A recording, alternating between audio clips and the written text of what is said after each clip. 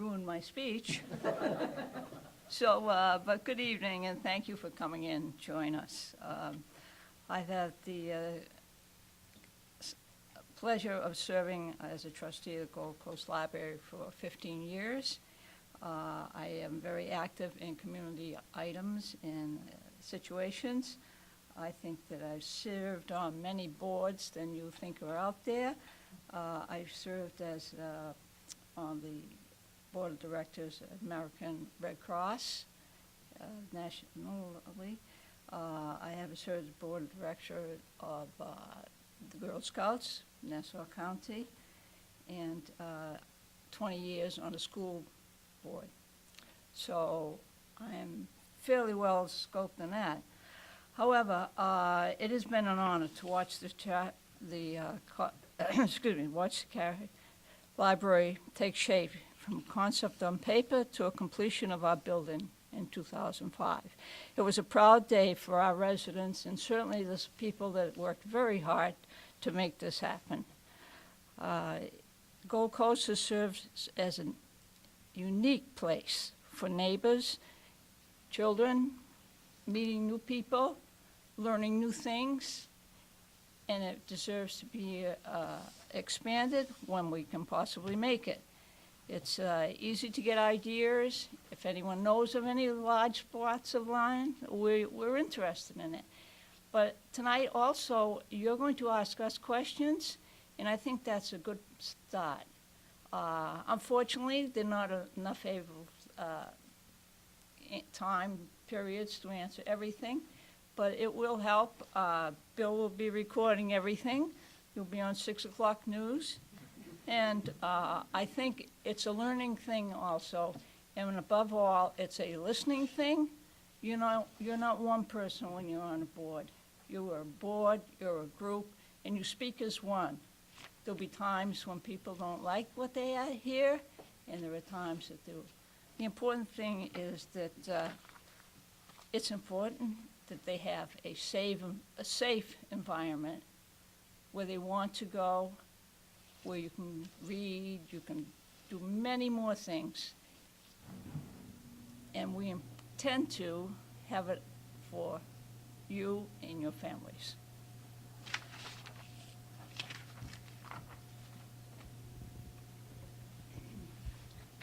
All right, thank you very much to all the candidates. Is there anybody that has any questions that they'd like to pose? I have a question for Andrea. Have you worked on any advisory committees or any boards before? Do you have any experience running an organization?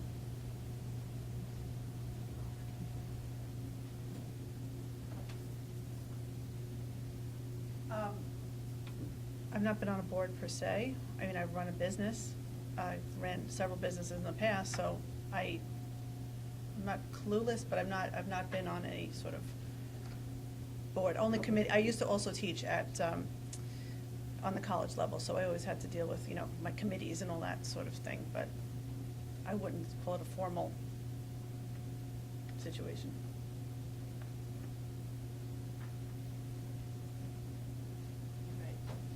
Thank you. Any other questions we have this evening? I have a general question for everybody.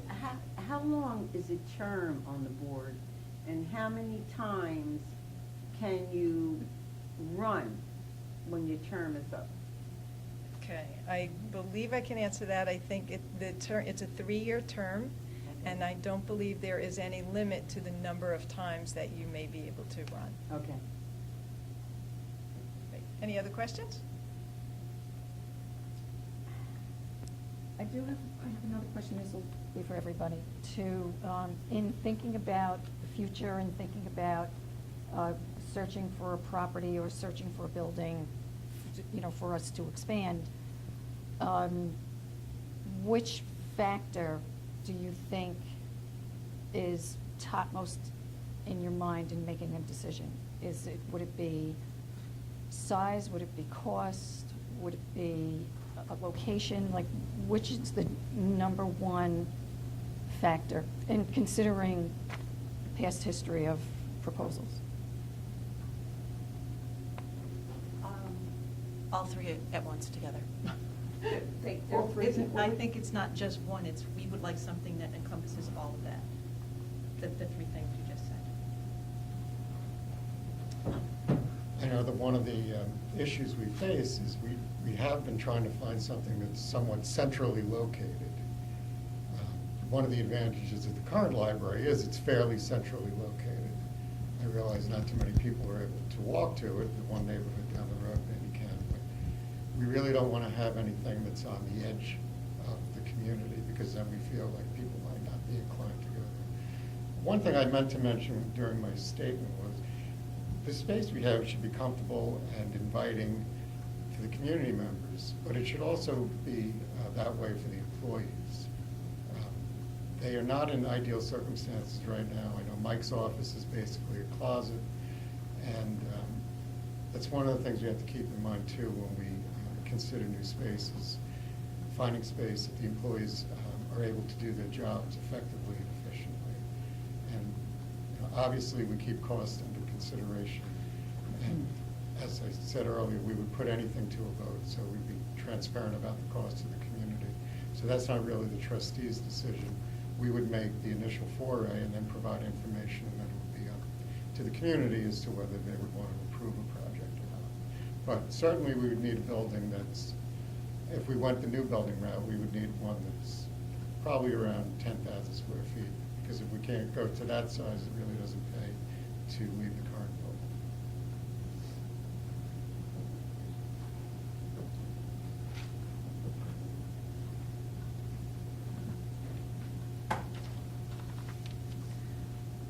Not only do we want to be able to finance and get a library that will suit our needs, we know here there's very little time and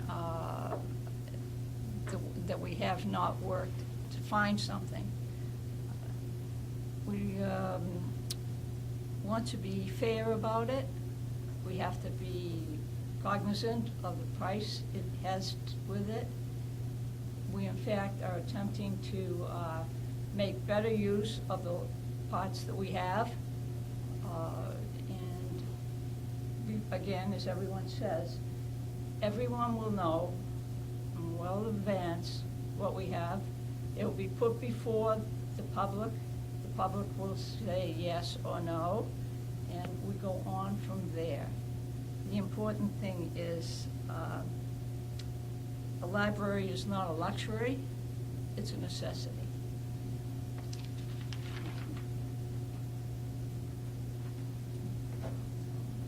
Anybody else want to comment on that question? Any other questions?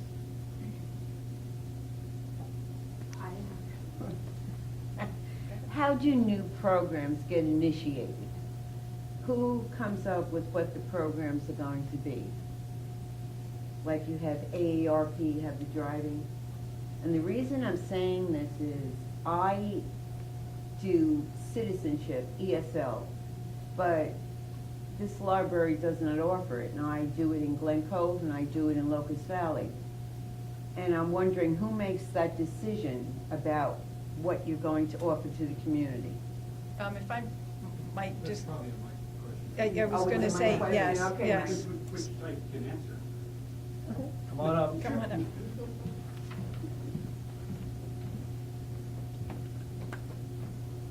Hi, everybody. I'm Mike. I'm the director. It really is, it's not just a simple answer. The board is involved in setting the general idea of what we're trying to do, both in, they give us ideas for the range of things we're doing, plus giving us the space that we can do it in. There's things that we can do here, there's things that we can't do here.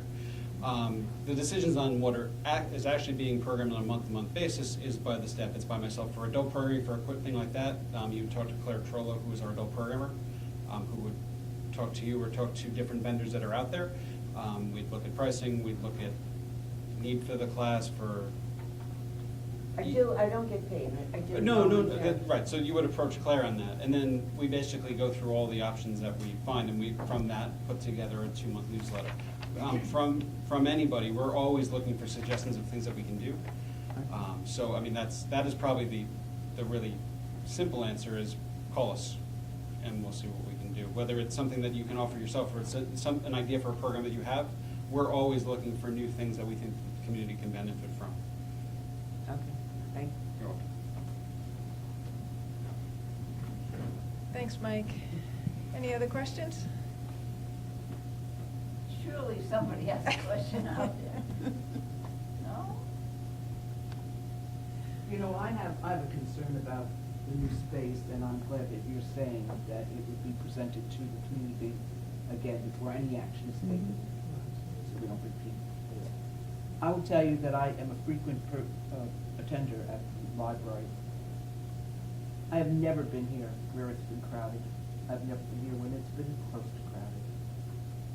So that part of this, you know, I'm going from being a lifelong resident and having no library to just being thrilled with what we have and seeing that, you know, a new facility would be nice and attractive, but within reason. Because I know that this, what we presently have satisfies a lot of needs of the community. So that's. Can I Any- address that? Yes. I know from speaking to Mike that certain programs have to be capped. Certain programs can't be offered because of the size limitation of the building. So that's just what I know from attendance at the meetings. Okay, but I'm talking about the facility of the library itself, not just a program here. Because yes, there obviously have to be caps, just within reason, just because an instructor can just do so much with so large a group. And other times certainly because of the facility and how much movement you can have within it. But they don't seem to be unreasonable. It's a huge problem. I don't know. I just have really mixed feelings about a lot of hoopla about. Okay, I thought you were large addressing the space. programs that were held in this building. Oh, So I just no, wanted to make sure. I think that this clarify has that. been done, handled very nicely. in this, I mean, I know one of the yeah. things that we would like to see in a new building, and I speak for the other members of the board, a larger reading area, a larger children's area, as Janine mentioned, an area for the teens. I mean, those would be on the wish list for me. I don't see teenagers here. Well, because there's nowhere for them to go, quite frankly. Have you visited other libraries in Nassau? Because that's really how you could get a flavor for what Oh, other, of course, sure. yeah, what other communities have to offer. But in other communities, I also see a lot of it is preschool or elementary school attendance. Really not your adolescents and teens that I've observed. I do know of facilities that have that. Yeah, I don't want to get too off topic. I Yeah. just will share one anecdotal thing is that I know a librarian who works in, children's librarian in the Rockville Center Library, and she talks about the group of teenagers that are there, and she says they're really annoying because they're there every day after school, so she kind of kiddingly says, I think they call them the computer geeks. They like to play on the computer, and they study and they work. She said what she learned is that those kids that go to the library every day don't have a safe place to be at home. And those kids feel safe in the library. And those kids are there at the library every day because there is a safe haven, and it's a place for them to study, and it's a place for them to socialize, and they don't have to worry about anything else. So, and I think to quote the movie, I'm going blank on the name of the movie, but if you build it, they will come. Field of Dreams, right. So if we build it, perhaps they will come. Anyway, any other comments or questions before we offer the opportunity, if anybody would like to make a closing statement? No? Anybody like to make any closing statements? That's fine, in all this material. It's very impressive. It doesn't say anything, though. Definitely, thank you very much. And the friends of the library are truly friends. We appreciate it. We appreciate our staff. We appreciate each other most of the time. And